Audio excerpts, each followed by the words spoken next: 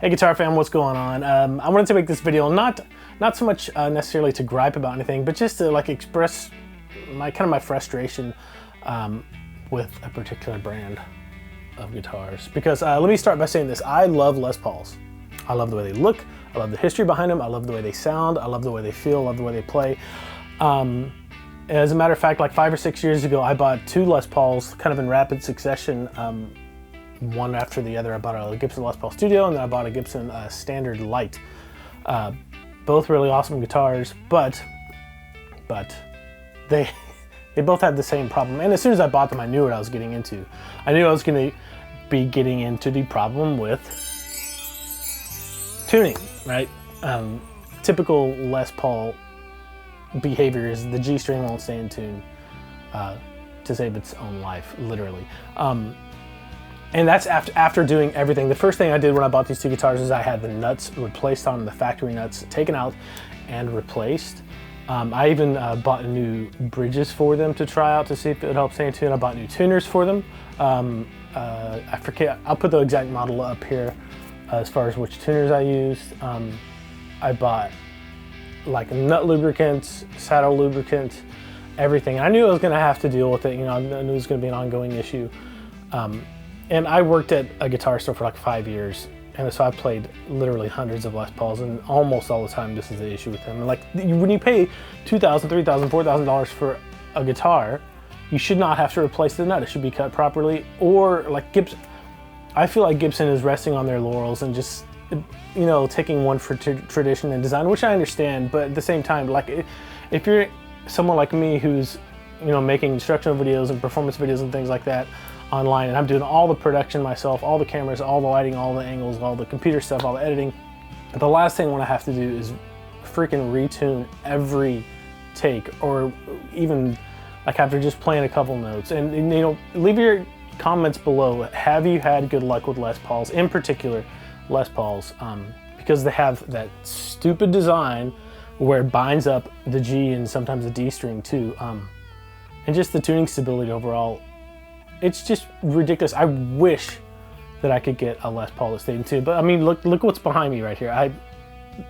PRSs don't sound like Les Pauls. They just don't. They're close. You can kind of get close ones, but they don't have the same vibe. But I recently sold my last Les Paul that I had, the Standard, and I took a big hit on it, but I hate to say it, but I was happy to get rid of it because I bought this and it stays in tune.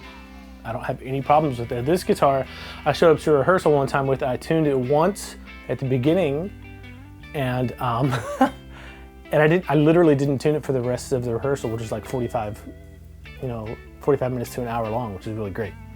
Am I missing something? Have you had a better experience with Les Pauls than me? And this isn't my first experience like this with the Gibson guitars. Before that, the reason I got the Les Paul Studio was because I bought a Gibson Nighthawk, one of the reissues of those, and after a year, the neck started warping. So I took it back to the place I bought it from. Shout out to Long McQuaid. They took care of me. They refunded it. I don't remember what I bought with it, but after that, I got the Les Paul Studio, even though knowing I was going to be getting to issues with the Gibsons like quality control and basically tuning stability. And Nighthawks have that same issue with the design of the headstock. You know, as much technology as they have nowadays, you think they'd be able to come up with a way to keep that design and just improve the tuning stability. And before that, I had one of the original Gibson Nighthawks. I love that guitar, but it had the same issue. Back then, I was a lot younger and didn't have as much stuff going on with family and production and jobs and stuff, so I didn't mind it as much. I kind of put up with it.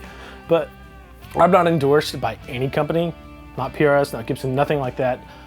This is just something that's been on my mind. If I make it, be a fun kind of video discussion. If you have any tricks or tips that help your guitar stay in tune better. And don't get me wrong, changing the tuners, changing the nut, having a professional luthier cut the nut as best as you can, and then lubricating the nut and the saddle on the Les Paul did help. It helped. It got rid of about 60% of the problems I was having, but still, like within the same take, if you bend a string, or even you don't bend a string, and it's just ridiculous.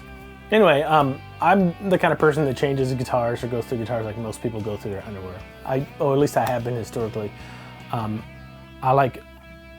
I I'll get to know a guitar and I'll be like, oh, it's not for me. Or I'll play a guitar and I'll be like, okay, I'll keep it for a while and then get rid of it. But there are very few guitars that I own I've had for a long time, just because I like to change things up.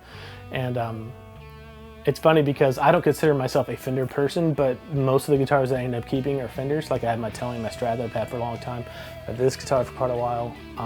And that's one thing, again, this isn't a commercial, but that's one of the main attractions I had to PRS is just the attention to detail and quality control, and